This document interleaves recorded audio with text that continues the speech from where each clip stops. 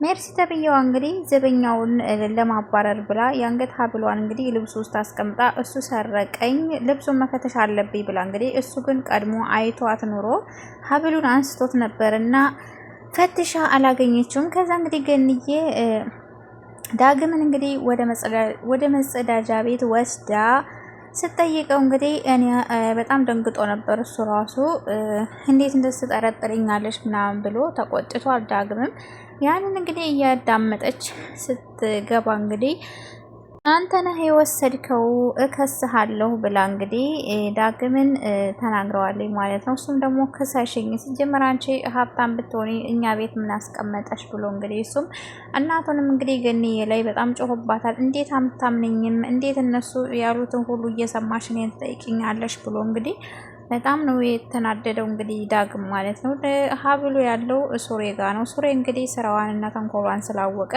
አንስቶባታል። ሰራልሻለሁ እንግዲህ እያለ ነበረ።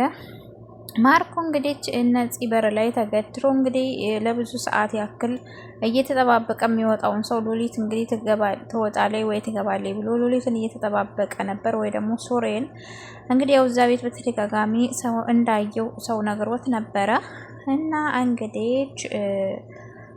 ያው ቃል ደግሞ እንግዲህ ወደዛ ራቅ ብለህ ጠብቀኝ ብሎት ነበር እና እሱም ሲያየው እንግዲህ በሩ ላይ ሆኖ እየተጠባበቀ ነበረ።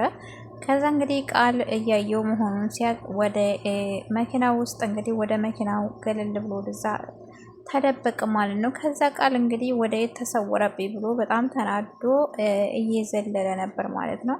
ሀኒ እንግዲህ ያው በጣም ነው የምታሳዝነው። የማርኮ አባት እንግዲህ ሉሊትና ያመጣት ብሎ እንግዲህ ቤት ውስጥ የሱሬ እናት እንግዲህ በር ላይ ሆና እያዳመጠ ልክፈትላት ወይስ ደግሞ ይደርሱብኛል ወይስ ርቧት ይሆናል እያለ እንግዲህ ብቻዋን እያወራች ባለችበት ሰዓት እንግዲህ አባታቸው መጡ። ምን እያዳመጥሽ ነው? ቆይ ምንድን ነው የምትሰሪው በሩ ላይ ሆኖ ብሎ ምንድን ነው የምትሰሪው በር ላይ ሆኖ እንግዲህ ሲጮህባት እሷ እንግዲህ ደንግጣ እየተንተባተበ ነበርና ከዛ ስትጮህ እንግዲህ ሰምታት አምጥቷት ነው ሉሊትን አንጥቷት ነው ብሎ የኔ ጀግና ልጅ ኮርቼብሃለሁ እንዴ ዛሬ አኩርተኸኝ አታውቅም፣ ይችን ተንከሲስ አመጣሃት እያለ እንግዲህ የኔ ጀግና ይገባሃል፣ አንተ እኮ ሁሌም እንዳኮራኸኝ ነው እያለ እንግዲህ አቶ መስፍን እንግዲህ ሲኮራ ካለበት እንግዲህ ናቶሎ ብሎ አምጥቶ እንግዲህ የኔ ልጅ አኮርተኸኛል ብሎ ጭራሽ ከመቀመጫው ተነስቶ ነበር እንግዲህ ሰላም ያለው ማለት ነው። እሱ አላወቀም እንግዲህ ኧረ አባቤ ምንድን ነው ዛሬ? ቆይ ምንድን ነው ያለው? ወትሮ ምንድን ተገይቶ ነው አባቤ? ምን አድርጌልህ ነው ይሄን ያክል እያለ እንግዲህ የኔ ልጅ አኮርተኸኛል ብሎ እንግዲህ አመጣሃት አይደለችን ተንከሲስ ሲለው እንግዲህ ማንን አባቤ? ቆይ ምንድን ነው እያወራህ ያለው ሲለው ሉሊት አይደለችም እንደዛ እየጮኸች ያለችው? እሷ እኮ አይደለችም እኔ ፍቅረኛዬን እኮ ነው ትንሽ አልተግባባንም እና እሷን ነው ያመጣዋት ሲለው እንግዲህ ይሄ ሰውዬ ግልብጥብጥ ነው ያለው ማለት ነው። እና እንግዲህ ተናዶ በጣም ነው የተናደደበት ማለት ነው በማርኮ እንግዲህ በግዴታ አንጥቶ ወስዷታል። ከዛ በልጅ ልጅ አሁን ካመጣህበት እዛው መልሳት ብሎ እንግዲህ ያው አስፈራርቶ ተቆጥቶሃል ማለት ነው። ከዛም እንግዲህ ማርኮ ከፍቶላታል። እውነት ለቃት ይሆን ወይስ ደግሞ ሌላ ቦታ ውስጡ ያግቷት ይሆን? ቃል እንግዲህ በጣም ነው የሚያሳዝነው። በጣም ያሳዝናል። እህቱ ጠፍታበት የእህቱ ነገር አስጨንቆት እንግዲህ ሰላሙን ነስቶታል ማለት ነው። ሰላም አለይኩም ወራህመቱላሂ ወበረካቱ። ውድና የተከበራችሁ የተወደዳችሁ የኑራ ቤተሰብ ሰላም ብያለሁ። ሰላማችሁ ይብዛ በያላችሁበት። ለዚህ ቻናል አዲስ የሆናችሁ ሰብስክራይብ፣ ላይክ፣ ሼር አድርጎ እና እንግዲህ ዛሬ ተወዳጁ እንግዲህ ሐረግ ድራማ እንጀላችሁ መጥቻለሁ። ሐረግ ድራማ እንግዲህ ሀኒ ታግታለች። ያውቃል በጣም ተጨንቋል። በጣም ነው ያዘነው። የእህቱ መጥፋት የእህቱ ድምጿን አለማሰማቷ ያው በጣም ጨንቆታል ማለት ነው።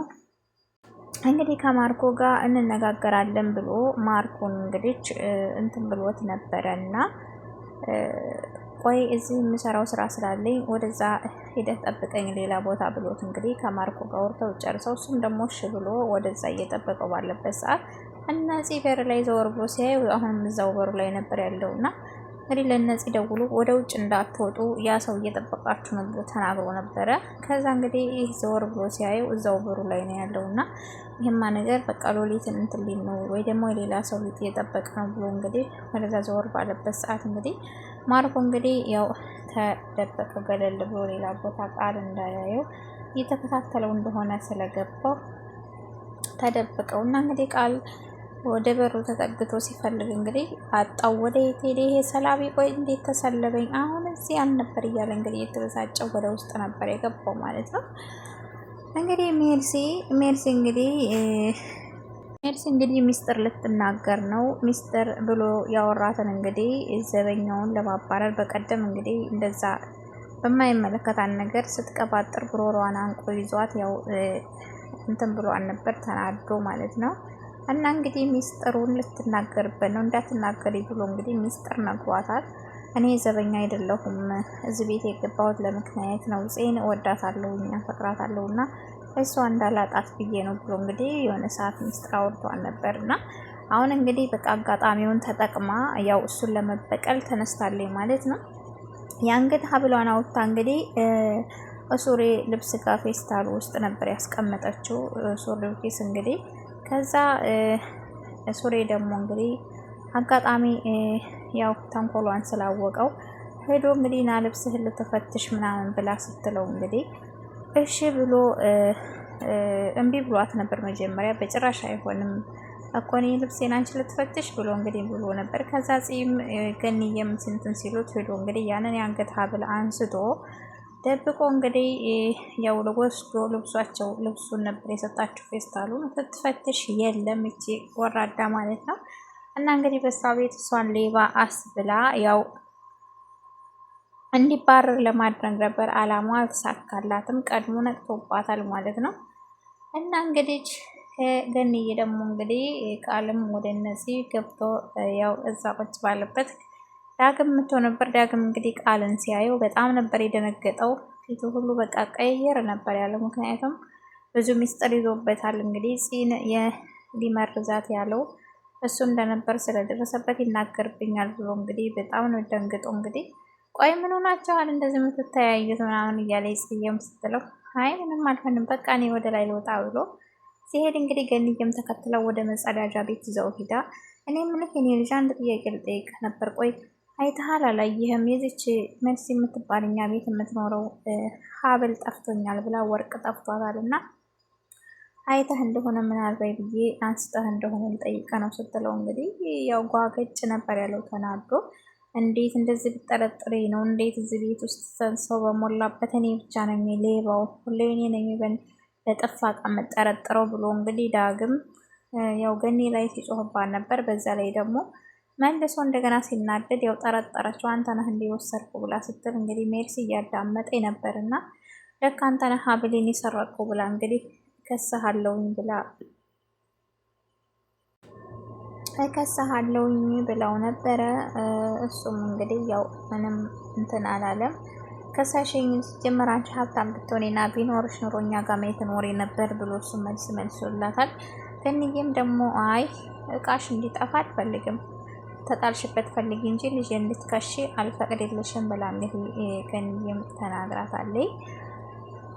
እንግዲህ ያው የነ ማርኮ እናት እንግዲህ ወደ ማርኮ ወደዛ ሲሄድ እንግዲህ ያው አባታቸው አይቷት ነበርና በር ላይ ሆና እያዳመጠች እንግዲህ ያው እንዳገታት አሁን ምን አድርጓት ይሆን ወይስ ደግሞ አሁን እንደዛችኛይቱ ባስመልጣት እሷም ደግሞ ፈንክታ የተሄድ ይሆን ወይ እያለች እንግዲህ የፈራት አባይ በምትልበት እያዳመጠች ጮኸቷን ወይስ ርቧት ይሆን እያለች እንግዲህ አባታቸው ተወዳ መጥቶ አንቺ ምን እያደረግሽ ነው በር ላይ ሆነሽ የምታዳምጭ